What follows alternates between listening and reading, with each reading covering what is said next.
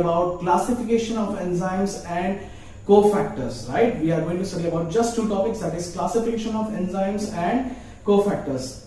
With classification of enzymes, we will study nomenclature of enzymes also, right? Because nomenclature is very short topic, so I have not taken it separately, right? Okay, let me explain you nomenclature separately. There is a suffix for every enzymes used, and this suffix is ase, right?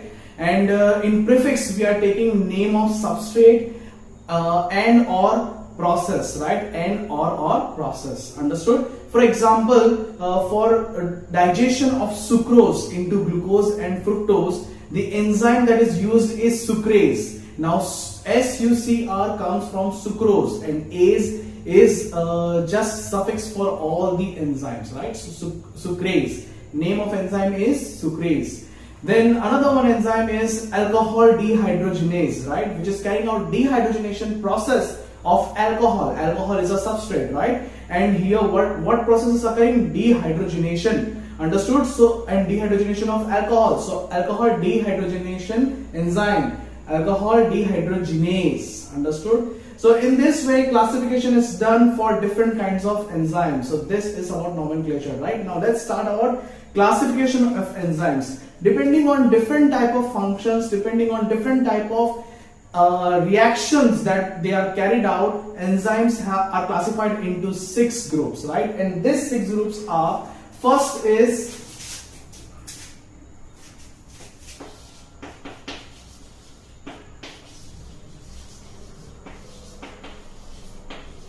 oxidoreductase, right? First is oxidoreductase, because they are carrying out oxidation reduction reaction, right? Because they are carrying out oxidation reduction reaction. That's why these enzymes are called oxidoreductase, right? They are carried out redox reaction, right? Not reductase, redox reaction, right?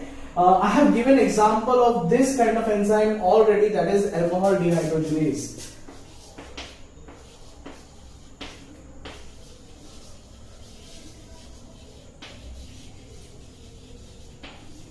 Understood? Let's say here alcohol is there and nicotinamide adenine dinucleotide, right? Nicotinamide adenine dinucleotide is there. When this enzyme is acting on it, right? Alcohol dehydrogenase. Understood? What it will form? It will form aldehyde by losing hydrogen atom, right? Which will gain by NAD, and it will form NADH2. Likewise, this reaction is occurring because of this enzyme alcohol dehydrogenase, right? This is a kind of redox reaction, because here to alcohol reduction process, oxidation process is occurring, because from here hydrogen has been removed out, right? So you can see here that in here alcohol, in conversion of alcohol into aldehyde, removal of hydrogen is occurred. So this is oxidation process, right? This is called oxidation process, wherein hydrogen is removed, right? And here hydrogen is added. So this reaction is called reduction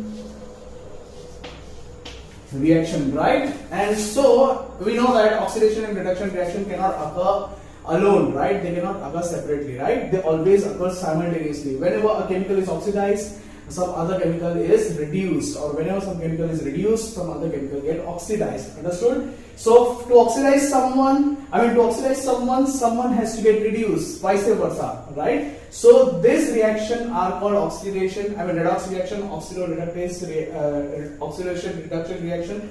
And this kind of enzymes are called oxidoreductase enzyme. Understood? So, and one of these example is alcohol dehydrogenase, right? Let's move to the next enzyme. Moving to next enzyme is transferase. Transferase is an enzyme which is moving, or which is shifting or transferring one functional group from one molecule to some other molecule, right? For example,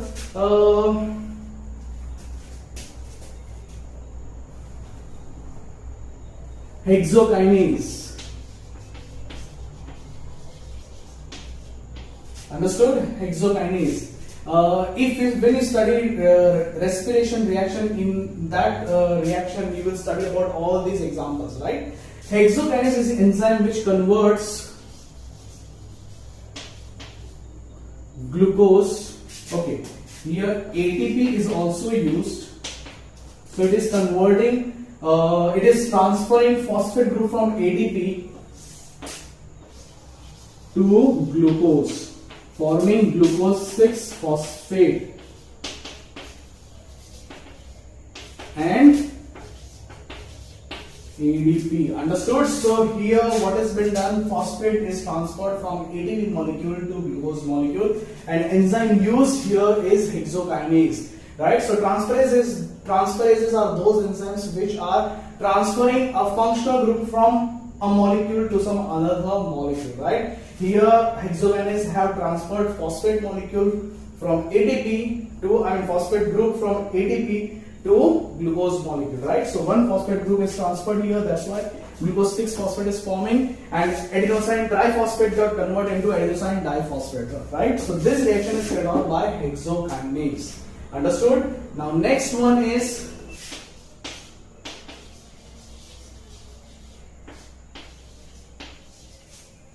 hydrolases, right? Hydrolases is those reaction which is decomposing a molecule, but here decomposition is done in such a way that water molecule is added here.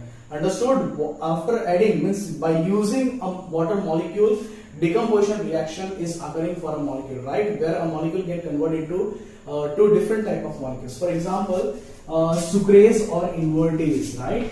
Sucrase or invertase.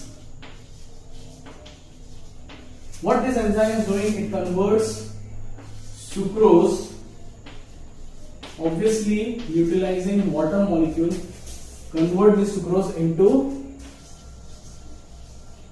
glucose and fructose. Understood? It is converting sucrose molecule into glucose and fructose. Understood? By addition of water molecule, with the addition of water molecule. Understood? Or by utilizing a water molecule. Understood? So this kind of enzyme, this kind of reaction is called hydrolation reaction, right? In which hydrogen, in which water molecule is used up and lysis of molecule is occurring, right? Here sucrose had converted, sucrose got lysed into glucose and fructose molecule, right? Likewise, one more enzyme is there.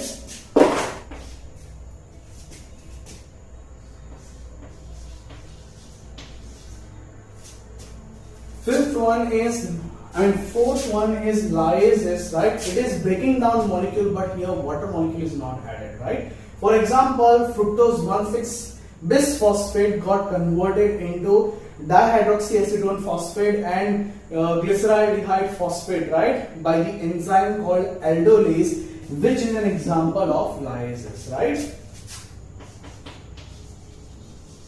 Fructose 1,6 bisphosphate in the presence of enzyme aldolase or convert into dihydroxy acetone phosphate plus glyceraldehyde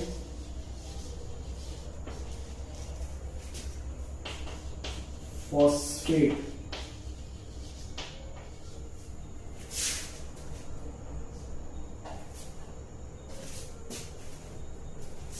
Understood?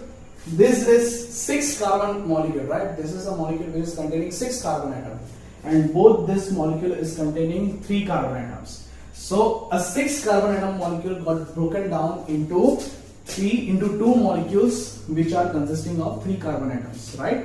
And see, here 2 phosphate groups are there. And this each one molecule.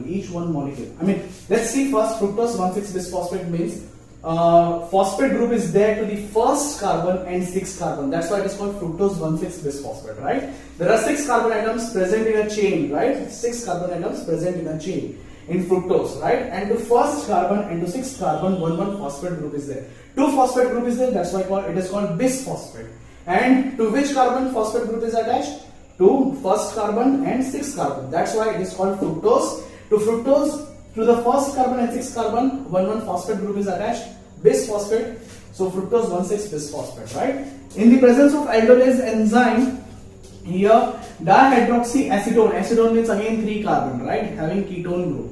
Understood? So here acetone means ketone. Understood? Having 3 carbon atoms. Understood? So dihydroxyacetone phosphate and another one is glyceraldehyde phosphate. Both of this is are 3 carbon atom molecules, right? So this enzyme is showing that here liation of fructose 1,6-bisphosphate has been done to dihydroxyacetone phosphate and glyceraldehyde phosphate. This is again a chemical reaction, intermediate chemical reaction in respiration. Understood?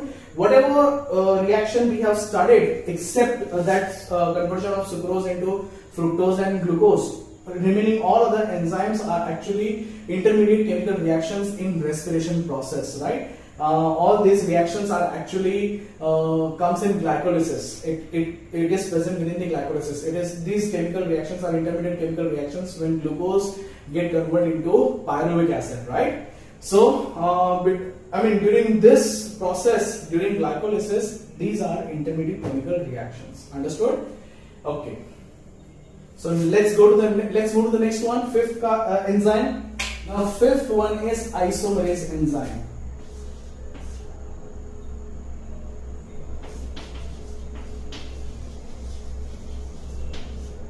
Isomerase, by name itself you can identify that in this reaction isomerization type of reaction is occurring, right? For example, glucose 6-phosphate, such a large name are there, isn't it? Get converted into fructose 6-phosphate. Now what is the difference between glucose and fructose? Glucose is actually aldohexose and fructose is ketohexose, right? You have studied this earlier, right? In glucose, double bond O is present at the first carbon, right? And in here it is present at the second carbon. So just shifting of double bond O is occurring from first carbon to the second carbon. That's why it becomes ketone group from aldehyde group, right? And this reaction is carried out by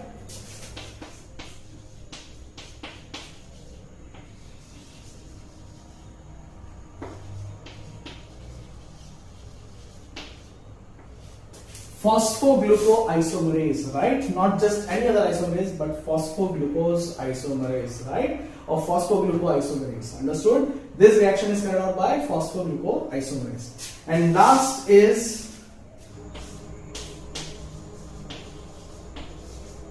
ligases, right? 6th is ligases. Ligases means ligation, right? It means joining two different type of molecule to form some new type of molecule, right? So here ligation is done. Now let's see what kind of ligation is done over here. Phosphoenol pyruvate. Phosphoenol pyruvate. This is actually reaction of photosynthesis, right? There is an intermediate reaction in photosynthesis. Here phosphoenol pyruvate is there, right? In short, it is called PEP, right? PEP, phosphoenol pyruvate, right? When carbon dioxide is added to this molecule, right, in presence of enzyme phosphoenol pyruvate carboxylase, phosphoenol pyruvate carboxylase, it get converted into oxaloacetic acid.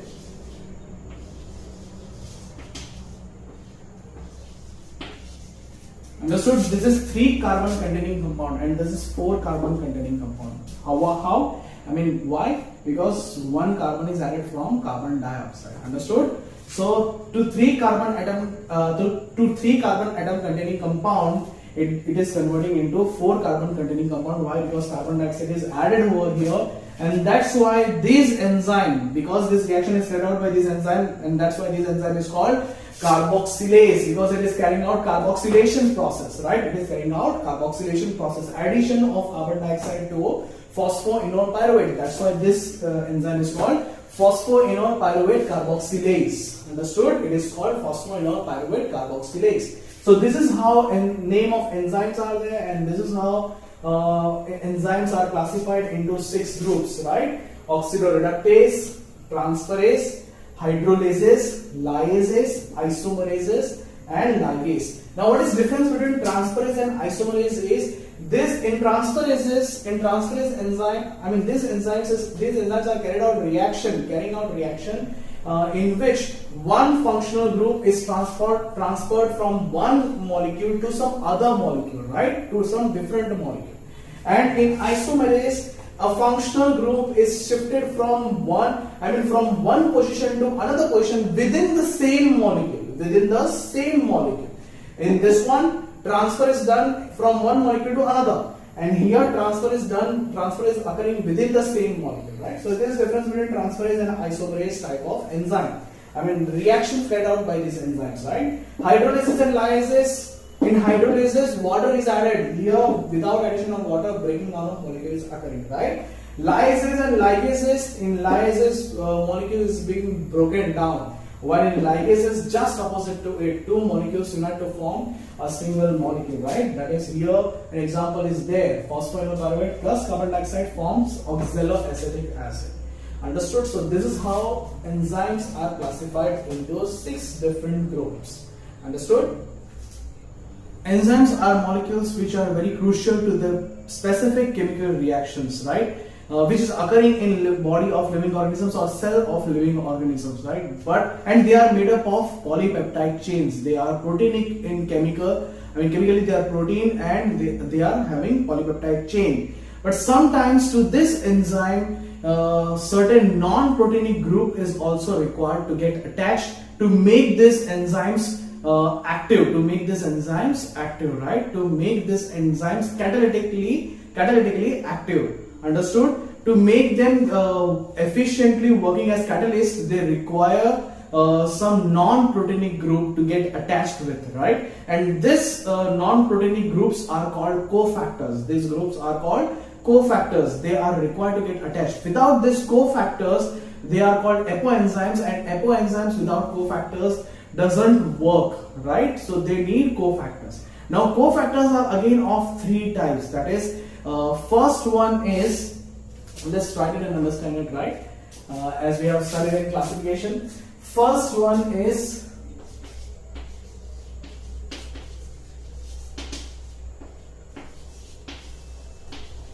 prosthetic group, right? First one is prosthetic group. In this prosthetic group, enzymes get attached to their cofactors very firmly, right? They get bound to this cofactors very firmly. Understood? Once they get bind with it, they remain as it is, right? It is not just for transition state, right? It is not just for the time in which enzymes are converting substrate into product, right? Not for that transition time only, but this get bind to this enzyme. This remain bound to their apoenzyme, right? Cofactors remain bound to their apoenzymes, right? And because of this type kind of binding, these cofactors are called prosthetic group. Example of this is heme. Right? Heme is a prosthetic group, or it is a prosthetic group type of cofactor which is required by enzyme catalase or peroxidase. As this enzyme is converting hydrogen peroxide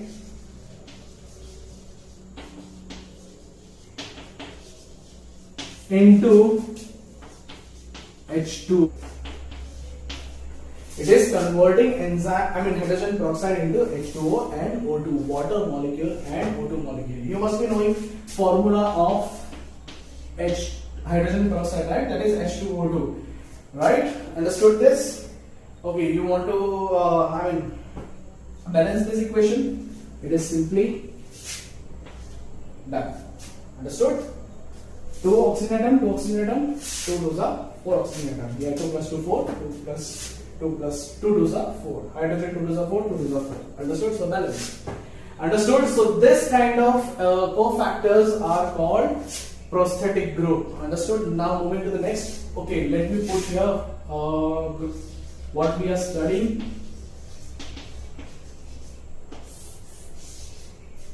Understood? Now next is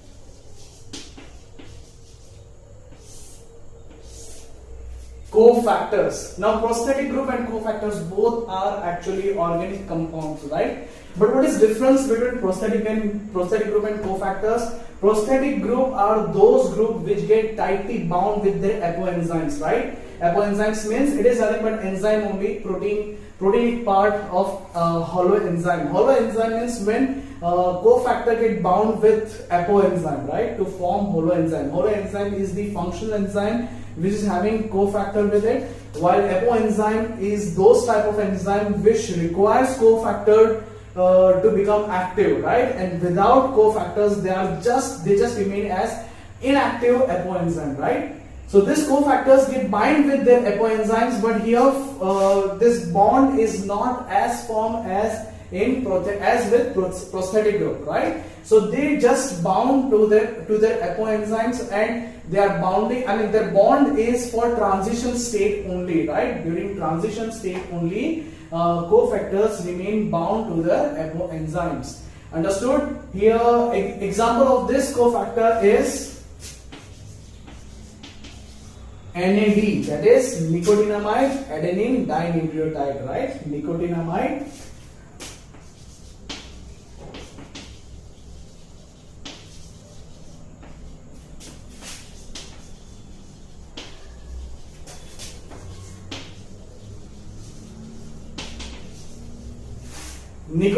adenine dinucleotide, or NADP. NADP is also considered as cofactor, right? It means nicotinamide adenine dinucleotide phosphate. Understood? Nicotinamide adenine dinucleotide phosphate is called NADP. Both of these are cofactors to some enzymes, right? And sometimes these cofactors are consisting of vitamins also, right? For example, NAD is consisting of vitamin niacin. Understood? So these are, so just imagine how important these vitamins are, understood, to our body. Understood? Because they are part of cofactors, and without cofactors, apoenzymes are inactive. So to make enzymes active, we need cofactors, and to make these cofactors, we need enzymes also, right? So this is about cofactor. Let's study about the next group, that is.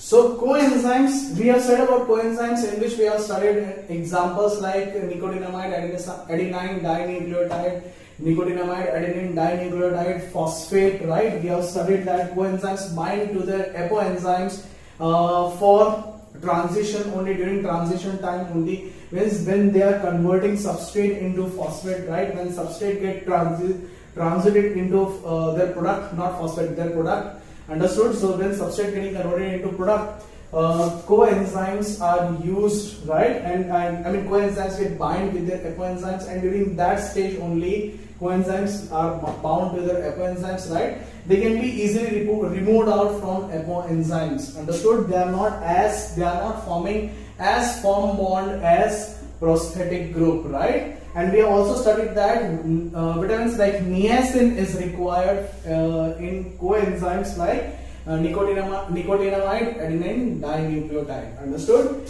Now let's study about metallic ions. In metallic ions, metallic ions are simply metallic ions. I mean, they are not like this coenzymes or prosthetic group having organic compounds, right? So this metallic ions are forming actually coordinate bond. They are forming coordinate bond with the apoenzyme, right? And these ions after get bind with apoenzymes, they are forming bond with substrate, right? So here apoenzymes are not directly bound to the substrate, right? They get bound to the substrate through metallic ion. Understood? Metallic ion forms coordinate bond with apoenzyme as well as with substrate, and thus converting substrate into phosphate. I mean product, right? Thus converting substrate into product. Understood? So please forgive me for whenever I've said phosphate. I mean substrate got converted into phosphate. Please forgive me for that when I have done this mistake, right? It is substrate get converted into product. Understood? So metallic ions are converting substrate into, metallic ions get bound to the apoenzyme, and it get bound to the this substrate also, and thus converting substrate into product. Okay. Now example of metallic ions is Zn plus 2 for enzyme carboxy peptidase, right? For enzyme carboxy peptidase. This enzyme is present in our it is a part of pancreatic juice, right? It is secreted in our duodenum, means beginning part of intestine, small intestine, and it converts proteoses peptones into their peptides. Understood? So Zn plus 2 is making this enzyme active. This enzyme without Zn plus 2 cannot act. Understood? So zinc as mineral is also very important to our body. Understood? For digestion. You will study about this enzyme carboxypeptidase in 16th chapter, where you will study about digestion and absorption, right? So these all these enzymes which we have studied are you are going to study about all these enzymes in chapter 13, 14 and chapter 16, right? Photosynthesis, respiration, and this one in digestion and absorption. So all these reactions are important. And what are these metallic ions, prosthetic group, coenzymes or enzymes are required are also very important. See, question cannot ask directly, but when when concept from two different chapters is mixed with and asked in a question, then it becomes a bit difficult, right? So you need to learn, you need to collaborate these ideas, right, which are present in two different chapters. You need to add, you need to conjugate these ideas, understood? And conclude some ideas from this by conjugating ideas from two different chapters, understood? And that's how you can prepare for NEET exams, understood? That is the thing which is required for you. Okay, so this is about enzymes. Here we have completed the chapter biomolecules. We have completed the topic, a very fascinating topic, enzymes. And let's meet in the next chapter.